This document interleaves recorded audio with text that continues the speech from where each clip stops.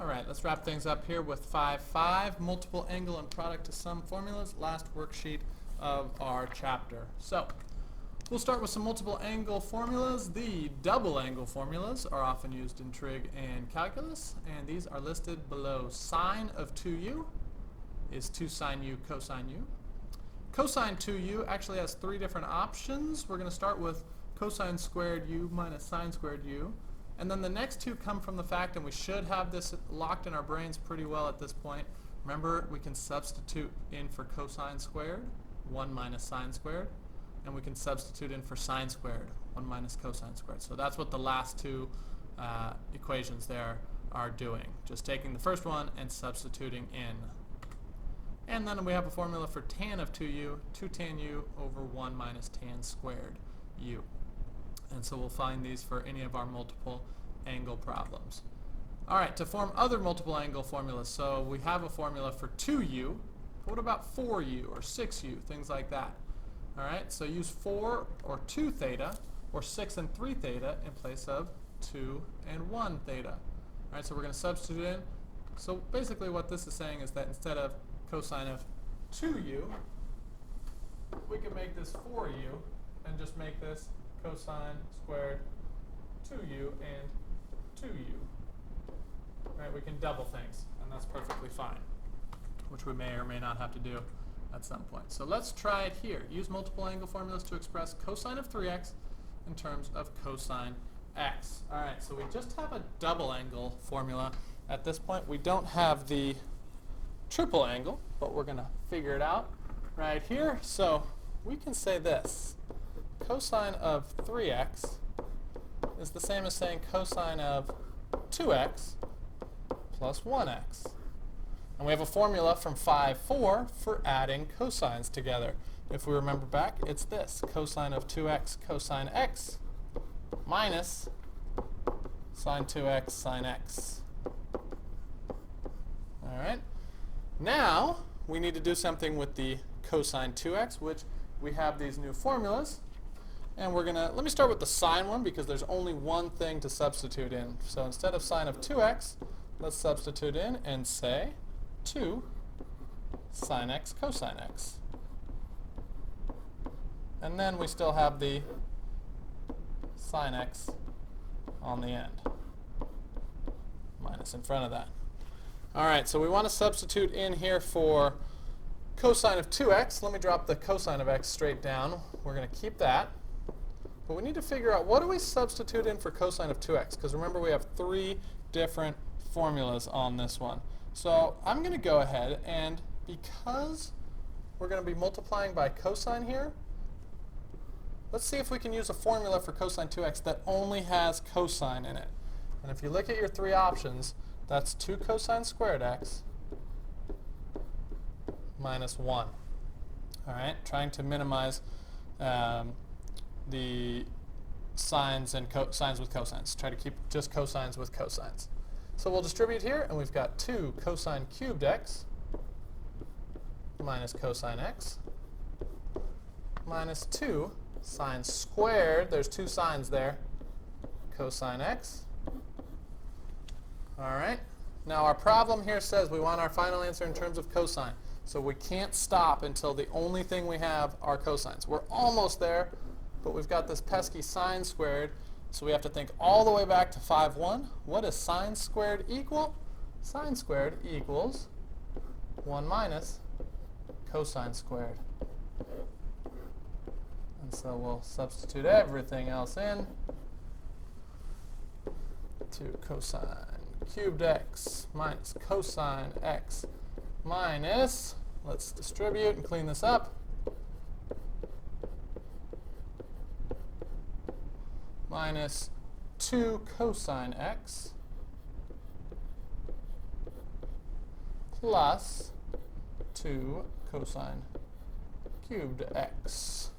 Okay, so if we put everything together, we're going to have 4 cosine cubed x's minus 3 cosine x's. And we have simplified all in terms of cosine. A little bit of algebra work, but we're just substituting in formulas.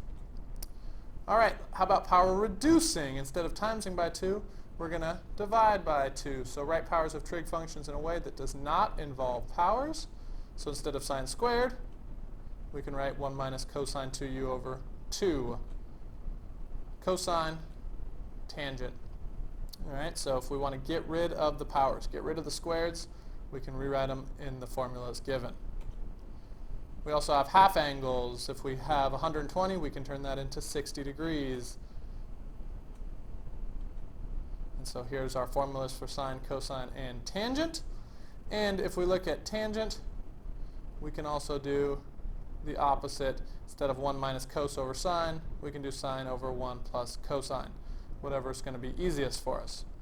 And our final answers, we're going to have to look at our original angle to figure out what our final sines are. So you'll notice here the formula is given with plus or minus, but our answer is not going to be plus or minus. It's going to depend on where on the unit circle is our angle. Okay? So let's find the exact value of tangent of 15 degrees. All right, let's figure out that sine thing first. 15 degrees is over here. It's a positive x and a positive y, so our final answer should be positive. So we know that going into it. All right, so we can figure this out, do our last step, and say our answer is going to be positive. So let's take a look here. We have a couple different formulas to use. We're going to use the half angle one, and this is going to be the tangent. We notice that 15 is 30 over 2. All right, so we're going to use the half angle. Notice we could have used a formula from 5-4, in that 15 is also 45 minus 30. So we could have used the subtraction formulas for tangent. Either one's going to work. Let's use the dividing by 2 formula since we've got it here. I'm going to say 1 minus cosine x over sine x. So 1 minus the cosine of 30 over the sine of 30. Let's plug in some answers. The cosine of 30 is root 3 over 2. The sine of 30 is 1/2. And if we make that a 2 over 2, we'll get 2 minus root 3 over 2 times 2 over 1 multiplied by the reciprocal. And so our final answer here would be 2 minus root 3. And remember, our final answer needs to be positive, and 2 minus root 3 is positive. All right, let's move along. Product to sums. Rewrite products, so rewrite multiplying as sums and differences. So if we multiply 2 sine angles, we can rewrite it here, multiplying cosine times a different cosine. And then what happens if it's the sine of something times the cosine of something else, or the cosine times the sine? Okay, so you've got a couple different options here. All right, so let's take a look at an example. Example 3, the cosine of 3x times the cosine of 2x is what we're going with on this one. So we're going to go to our formulas here. This is the cosine u cosine v formula. So if we look at that one, it's half cosine u minus v plus cosine u plus v. And so we'll plug in what we've got here. This is half cosine of 3x minus 2x plus the cosine of 3x plus 2x. We'll clean this up. Half cosine of x plus the cosine of 5x. And that's our final answer. The back of the book is going to distribute the half. So we get half cosine x plus half cosine 5x. All right?